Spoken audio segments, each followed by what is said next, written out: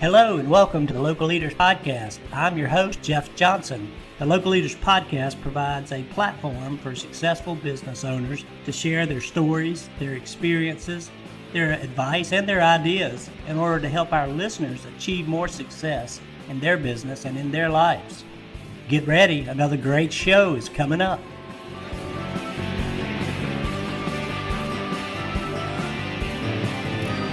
Hey, good afternoon and welcome to another episode of the Local Leaders Podcast. I am your host, Jeff Johnson, and super excited today to be able to bring Dan Simpson of Taziki's in today. Taziki's has 93 locations, and we're excited to kind of get Dan's take. So let me welcome you to the show, Dan. Thanks for being here. Thanks. Great to be here. Always excited to be among other leaders and people looking to advance entrepreneurialism and leadership in business. Well, that is exactly, you hit the nail on the head. That's exactly what we're trying to do here with our podcast, is to try to help provide ideas, strategies, concepts, inspiration in some cases. Sometimes people just need a little inspiration to kind of get to that next step. And Taziki's has done great. You've grown the business, and we're excited about hearing your story. So with that, tell us a little bit about the business, and we'll take it from there. Yeah, let's do it. And the restaurant business is a wonderful place to be right now. It's never been more dynamic. And, on a basic level, to be honest, I never aspired to get into the restaurant industry, the restaurant business.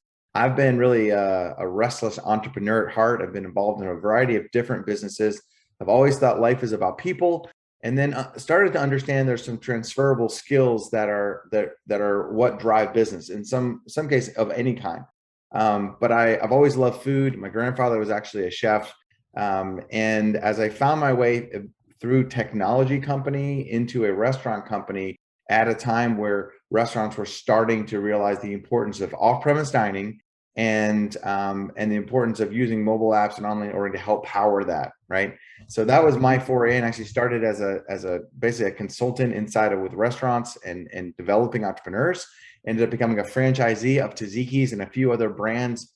Of all the restaurants I worked with, I love Taziki's the most. Ended up joining with the founder, Keith and Amy Richards, out of Birmingham, Alabama, and have been with the company for the last 5 going on 6 years. But the brand is really all about really a fresh celebration of the Mediterranean diet. So we hear in the news year after year that the most popular way to eat, the healthiest way to eat, and the best lifestyle is kind of defined by the Mediterranean lifestyle. And so this started from a trip back in 1997 and of meeting the Greek man and woman at the door at their little cafe in Greece, tasting the food, seeing the colorful food, experiencing the hospitality. It's kind of like Greek hospitality meets Southern hospitality. And on the way back from Greece, the thought was, this is what we want to do for the rest of our lives. And many people have bought into that dream. And so today, as you mentioned, what started with one little cafe in Birmingham, Alabama, today has become nearly 100 units, and we're poised to double that. So it's a great space to be in. We manage about 25 units that are company owned. And that's really important. We can talk more about that. For us to be able to lead and innovate and take risks for the benefit of all. And so then we partner with local owners and operators, our franchise partners across the country, who are bringing this vision to their communities. That's awesome. I love the way you talk about that, and the fact that you've got that core base of company-owned stores, and I think you used the word lead and take risks for the benefit of all. And what a great thing to hear if I'm a franchisee, right? Well, I can tell you, it's been really never more apparent than the last couple of years with the pandemic. And we've had an innovative business model that, as I mentioned earlier, we started to layer in technology, both for our operators, for our guests as well. And we've been moving down that road. And we were already seeing this trend moving away from dine-in to more to off-premise. People were valuing convenience even more than quality and price for the first time really ever. And so as convenience became important, we realized we needed to modify our business model. But that positioned us really well. When the pandemic hit, we were prepared first with our company stores to drastically change our business model, and our franchise partners followed. And it was moving to an express menu of, instead of 100 items, down to about 40 items. and moving to 100% takeout, curbside for the first time ever, delivery, and seeing our dine-in and catering business really change dramatically. And so, yes, there's a lot of key investments that we have to make and we need to make in order to keep moving forward in this very dynamic world. So we are also fortunate. We have some really great tenured partners that are franchisees, and we're able to, when we come up with any new LTO, limited time offer food item, we always test it first in one store and then in one company owned market. So we take that first risk, evaluate it. Does it even meet the threshold where it's ready for the next part, which is then partner with one of our franchisees to expand that test. And so it's really gotten a lot of testing before we bring it out to the world as a full quarterly LTO. And there's great opportunities for us to both lead, take risks, but also partner with franchisees that want to be part of that process.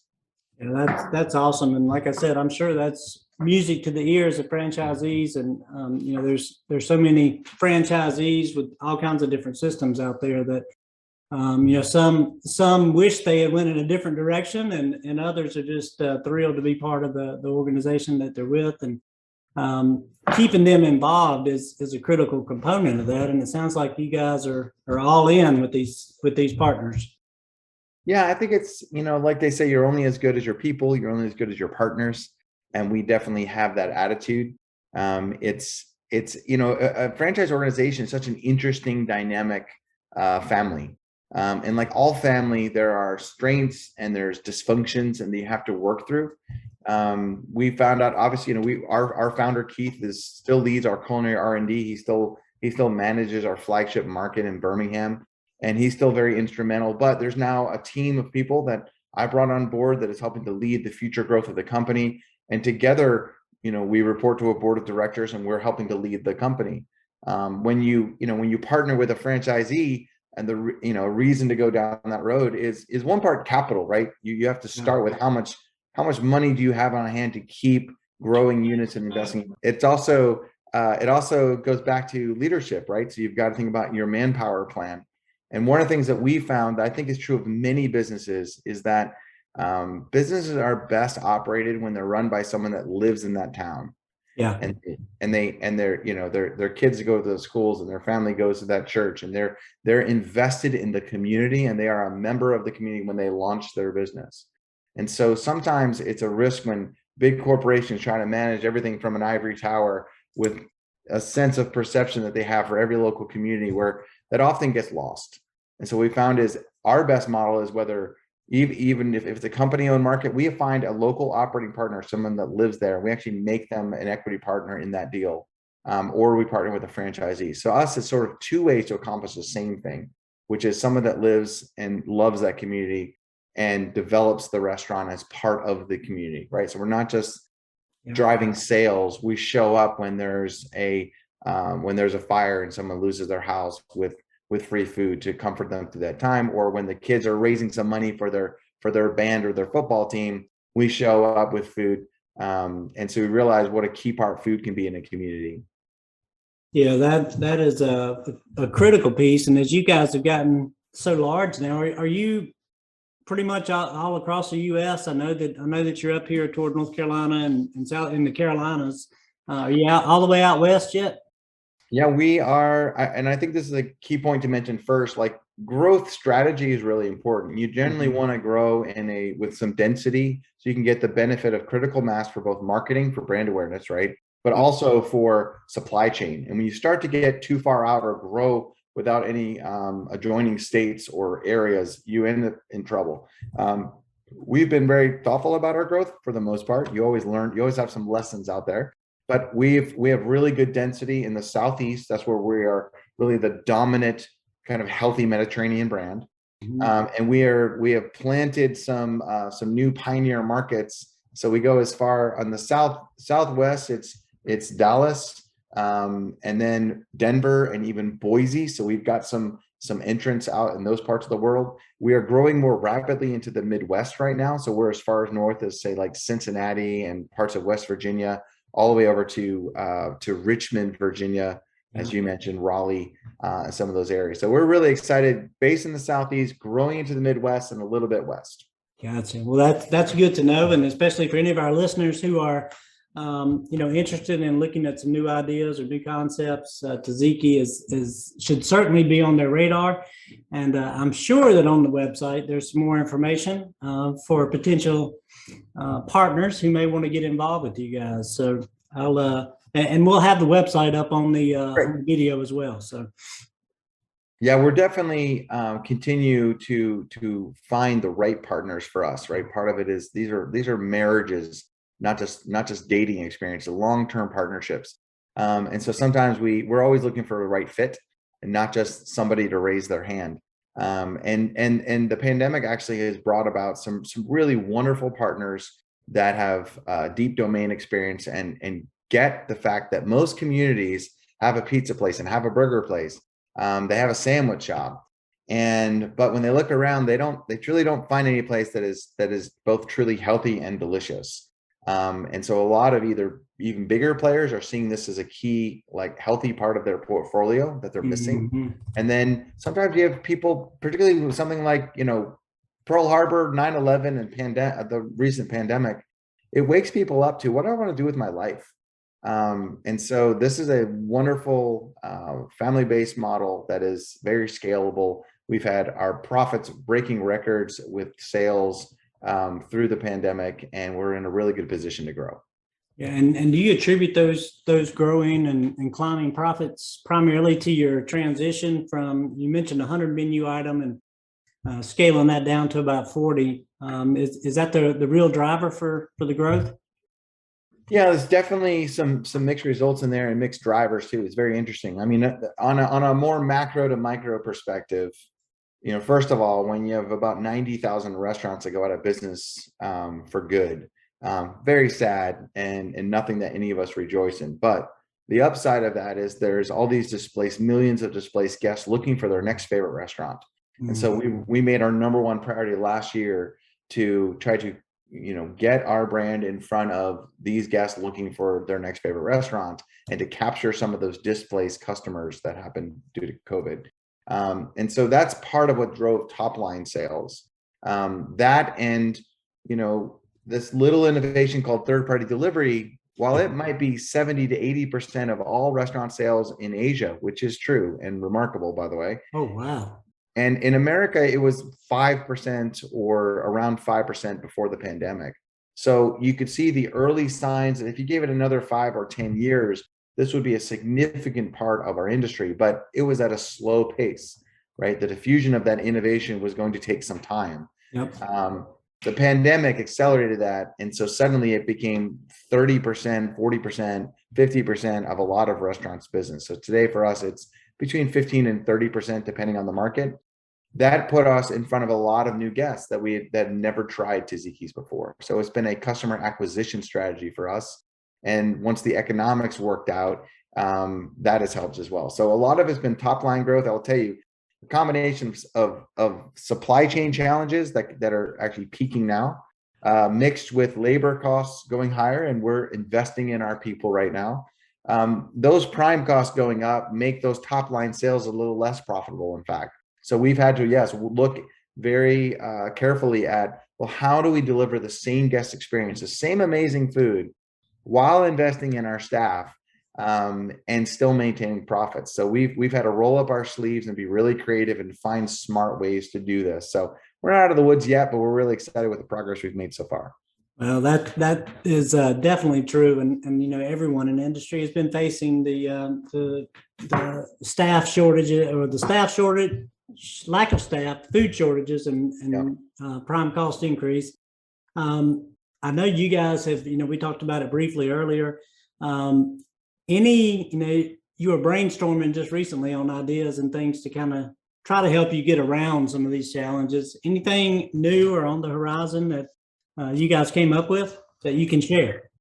Yeah, I think that I think everything starts as far as staffing, right? I think it starts not with ideation, but start by talking to your staff, right? And understanding who they are, and understanding what their current and future needs are. Because you can drive around not just restaurants, but retail, whether it's Amazon or Target or wherever, and you can see a whole list of all these benefits. And it can be overwhelming to say, well, either I can't afford all of those, offering all those benefits or that pay, or I don't know where to start. And so the place to start is ask your staff directly. And when we asked our staff, they told us, and it was different groups of staff had different needs. Some of our older staff said, we came for a job, but we want to stay for a career. But if you can make the investment into a retirement plan, like a 401k program, that would really make us feel better and help us stay. Mm-hmm. Some of the younger staff are more familiar with what I call like the Uber effect, right? Where you can pull out your phone, apply for a job, get screened and approved within 25 minutes, be working that same day, get paid that same day, get reviews throughout the day with affirmation, and then make your own schedule. Now try to superimpose that on top of a restaurant. We just weren't built for that, right? Yeah. And so, but there are some invitations in there to say, okay, well, what we can do is there are some clever new technologies where you can make pay available to your staff as soon as the same day. There's like daily pay programs that are out there that we're evolving towards. And then sometimes it was also just like we have some of our staff that are immigrants and refugees that they're first generation Americans or maybe second generation Americans. And they had every reason to stay with us, except for language was a barrier. They couldn't move up because maybe their language their English wasn't strong enough. So we've invested into a great program called NGen that allows you can take pretty much any language and go from any language to English.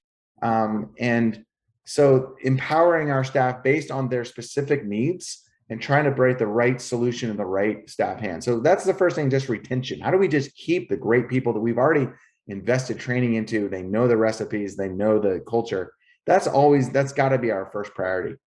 You got to look in the mirror sometimes too. I think there is a little bit of a reckoning in the industry that is to realize that for the longest time, maybe forever, we've always had the leverage. And not that anyone was trying to take advantage of staff. We loved our staff. We invest in our staff. But for the first time, the labor market has the upper hand, has the leverage to go work lots of places. Yeah. And so we're having to slow down and do some soul searching and say, how do we really prioritize our staff? Sometimes it's as simple as when you're interviewing someone, instead of saying, this is the shift I have available, take it or leave it, it's, tell me about your life. Oh, you have a 4-year-old daughter. Okay, you need to drop her off at this time and pick her up at this time. Yeah. Okay, tell me more about her and what else matters in your life. And then find a win-win that works with what we need on our schedule and what works in their actual life. So it's making us more human. It's helping us pay attention with better solutions. I mean, I think the other thing too is just investing in leaders, right? So one of our goals for next year is we recognize we've got all these managers and assistant managers. We've got shift leaders. We've even got area supervisors.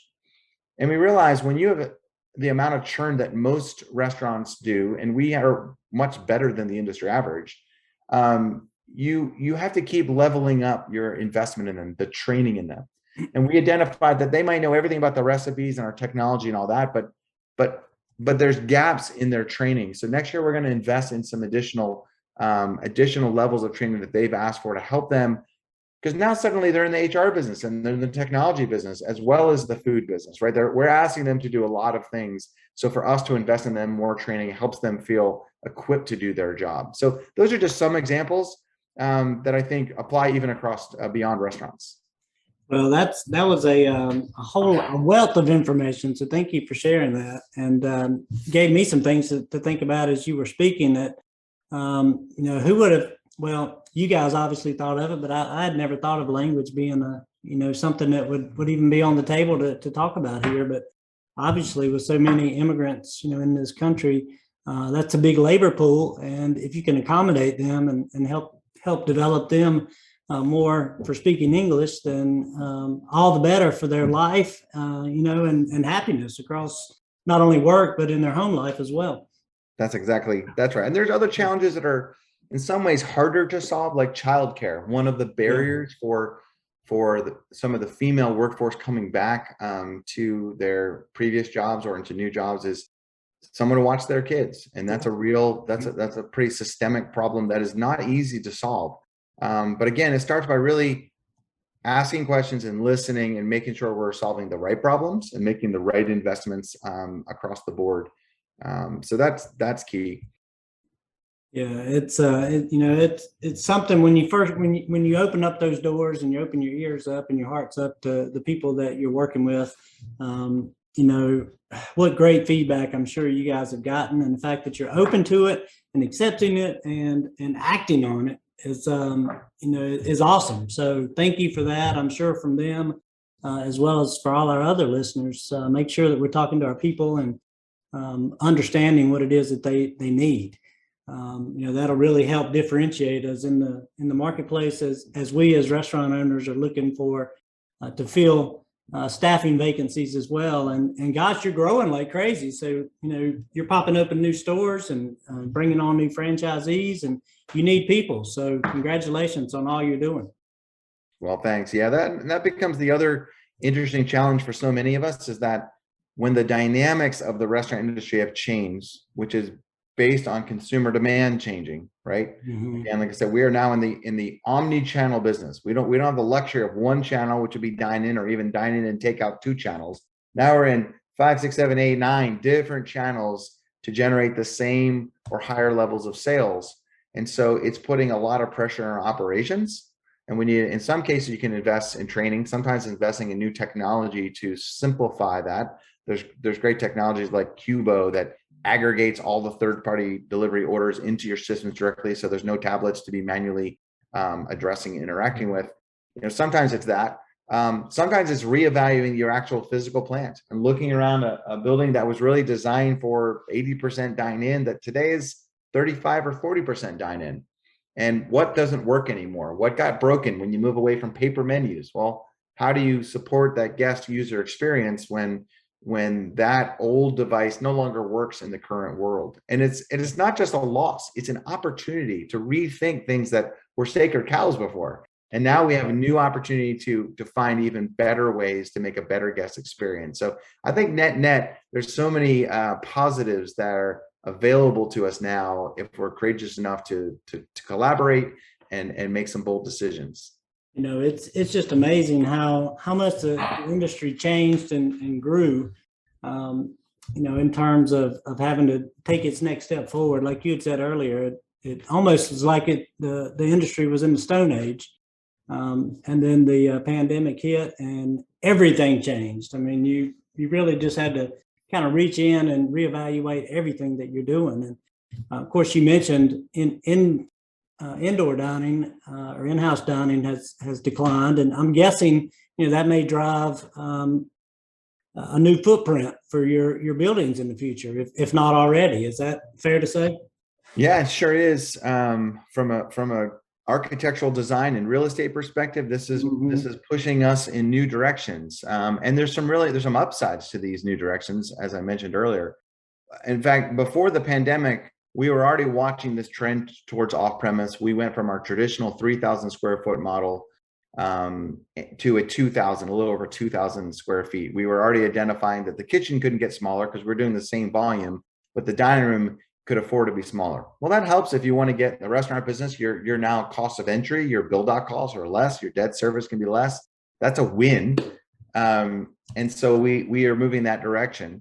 During the pandemic, we also piloted with essentially a virtual kind of a ghost kitchen, a spin-off of our own concept we could execute in our own kitchens. And that's a new innovation for all of us to think differently about maximizing the capacity of our kitchens. We also spun off another kind of a street food version of the brand that could operate in about 1,000 square feet.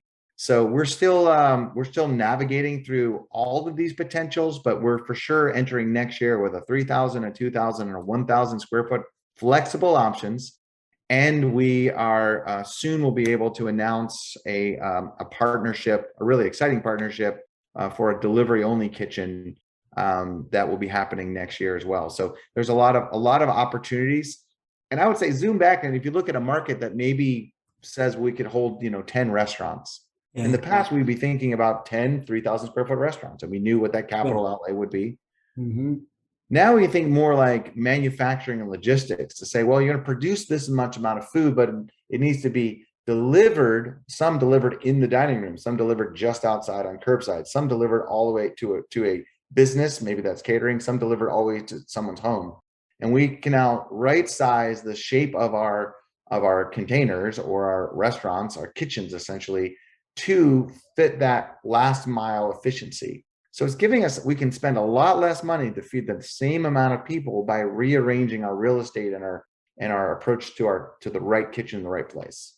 Yeah, that's awesome. And as you said, it's a real opportunity since the pandemic to rethink your business and look for those new ideas and concepts out there, like the virtual kitchens, and look for making your own online brand that's delivery only. And lots of people can do that. I mean, there's spare capacity in a lot of kitchens, assuming you can find people. So you just got to go out there and partner with the right folks and make sure that you make it happen. And you guys have the luxury of having a lot of production capability already throughout your footprint. So great stuff, amazing things to look at and think about. And I want to backtrack to something I mentioned before we got on the podcast, and it came up briefly earlier, but I want to ask you about this whole franchise versus company owned piece. We have a lot of listeners who, maybe are on the verge of getting to the point to where they're starting to think about, how do I want to grow going forward? So any advice or words of wisdom that you might could share in regards to making that decision of, what's the best route, company versus franchise, or a mix of those? Yeah, it is such an important question. It often gets made accidentally by a lot of people when they look back on their histories and say, how did we get here? Was that really an intentional choice, or that was a bit what was available to us in that moment? So sometimes it's just a choice of being opportunistic. I think there's a couple of considerations. I mean, from the restaurant side, I think the first thing is to look at the complexity of your model. And the more complex it is, like we are pretty much a scratch-made kitchen model. And there's a fair amount of complexity to it that we've been working to simplify over time.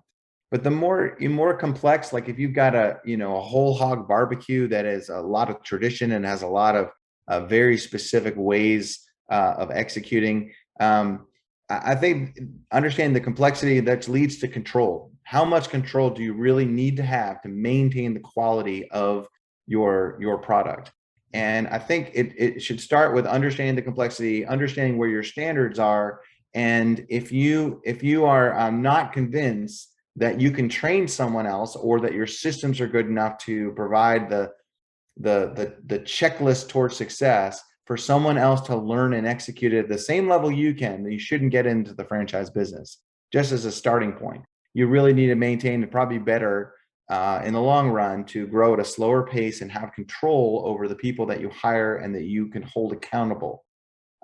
Because the truth is, the moment that you move into the franchise world, you move out of control and you move into influence, right? You can maintain control over standards, but as far as a relationship, that is their business and that is their employees and it's their community to operate in. And so there has to be a high level, there has to be an executable amount of complexity. There has to be a confidence the standards can be met. And then there has to be trust in the partnership, right? And that's, there's got to be, that's usually why there are standards put in place when you're evaluating franchisees. Like, do they have the experience you're looking for? Well, and if you're looking for just maybe a juice bar with a single unit operator, the experience doesn't need to be that deep. But if you're truly looking for someone that's going to develop a market of 10 units or 5 or 10 units, you want them to have not just restaurant experience, but multi-unit operator restaurant experience. You ideally want to have them to have some real estate understanding and possibly experience there. There's some things that make people successful at a higher level that are not necessary to just open a restaurant. So I think finding the right partner there becomes key, because it's not your construction team and your operators making it happen. You have to relinquish that control to others. So I think that's a big part of it. And then there, like I mentioned earlier, there's just economics, right? If you start with a war chest and you can go and the time to go hire your staff and find the locations and own the restaurants, it's obviously a more profitable model to stay in a company-owned business. However, usually you can grow a lot faster through a franchise model. And so you make a trade-off of, I'll accept a royalty and with the right partner over needing all of the capital intensity that is required to go your own way. So there's a lot of trade-offs, and I think we kind of look through that rubric based on your stage of growth. We went from the first 3 or 4 units were developed, and then we were fortunate enough to meet some of the partners with Fresh Hospitality that helped us mature as a brand, and then introduced us to, at first it was licensing. It wasn't really a true franchise model.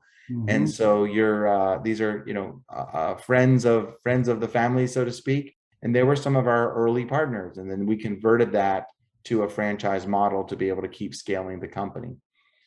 So, and I think it's important to know too, there's a lot to be said. Like, sometimes bigger is not always better. It is better to have, 1 really successful restaurant than 3 struggling ones. Yeah. So size and scale is only as good as the quality and the profitability of the units. So we try to focus on a lot on unit economics more than unit growth. And we try to go at a good pace to make sure we can keep making the adjustments so everyone is successful. Well, I think that makes the most sense, and I think I know there's a lot of great advice in there, and things that maybe I haven't even contemplated in the past that you got to look at. But I love the part about the complexity of the concept. So I'm sitting here thinking, okay, if I have a control freak type operator. Yeah, right. Who's got a highly complex menu to try to pull off, maybe franchising would be the second choice on that list. That's right. That would be the third of 2 choices. Yeah. Probably not the one you want. Yeah, exactly. Because like you said, it's you're trading off, and capital, of course, is probably a big driver for many of our listeners out there as well. If you have the capital to do it yourself, then and you want to play for the long term, that's a great way to go. You want to get out there fast and hit it hot and heavy, then franchising is a great thing to look at. And you mentioned licensing, and in fact, that's something that we hadn't really talked about a lot in the past, but I've heard it recently. That is another good idea and a good concept for those that are kind of getting your feet wet, heading toward franchising. That's right. Because there is a lot to move completely into a franchise model, and whether it's maintaining your FDD and all of the appropriate audits for those disclosures, and just the process that you have. There's more legality that you have to mind when you're working through the process of vetting, and all that. And I also think too, it's like, I would say that, when you partner with franchisees, there's a little double-edged sword here. One hand, that you want them and need them to be entrepreneurs. You're cheering on. We are celebrating entrepreneurs when we believe in the franchise model. They are local owners of a business, and they're really good at turning something out of nothing, and they're really good at being mavericks, and they're good at thinking for themselves, and really good at sorting through challenges. Well, that is exactly what you want, and exactly what we're celebrating. And as you mature as a brand, which we're sort of starting to do in our life cycle, right? You establish more standards, becomes less ideas and innovations, and more best practices and standards that are proven. And you want to provide the guest with a consistent brand promise follow through, right? You want the guest to be able to experience exactly what they're expecting anytime they go to a Taziki's. Yeah. And so that requires us to be more uniformed and less maverick, right? And so that very thing that got us here starts to work against you a little bit if you want to mature as a brand. And some of that franchisee spirit, which I have and love, has to be matured, has to grow up and settle into the greater virtue here is uniformity, standardization, and so we can, and why not so we can obey corporate as much as it is so we can deliver on our promise to the guest. That's really the reason. And you're exactly right. What got you there? What got you to the table isn't necessarily what's going to keep you there. Right. And so the challenge then becomes is, how do you influence these traditionally maverick franchisees and get them bought in? And I'm assuming it's a lot of communication and a lot of talking and a lot of selling that fact that you want to deliver that consistent brand promise to your customers. So tough challenge. There's no silver bullet with this, but you're right. It's a multi-tiered communication strategy, and for us it starts at least once a year. Get everybody together. You can call it a conference if you want, but it is really about us living out our first brand value of connection. Really connecting with these people as human beings, having some fun, having some open, candid conversations. So we're having a conference coming up in May of next year. This will be a franchise-only conference, just the owners, the franchisees, and our executive team to get together and really have some unfiltered conversations. Then after that, it's, at least quarterly market visits. And that are in addition to that, I send out an email every single period. So 13 communications. Sometimes there are forums, which are a webinar environment like you're experiencing on YouTube right now. Mm-hmm. And in other cases, it's an email or a letter essentially, but it's unfiltered. It's at a senior leadership level. It's not for every manager. It's not for every employee in Taziki's. And we are giving them advance heads up or asking them for advanced feedback on key topics. And then on the operations level, there's a weekly, we call it Taz Weekly, that goes out, and that's to all the store operators and the marketing people. And then we have a text platform that can send out as needed, just in time messages when there's an alert that has to go out. So it's building that right structure of communication for the right audience with the right message. And then all along recognizing that there's a lot of personalities and there's a lot of things that are going to surprise you and go wrong. And it all works ultimately because not just communication, but communication founded in trust.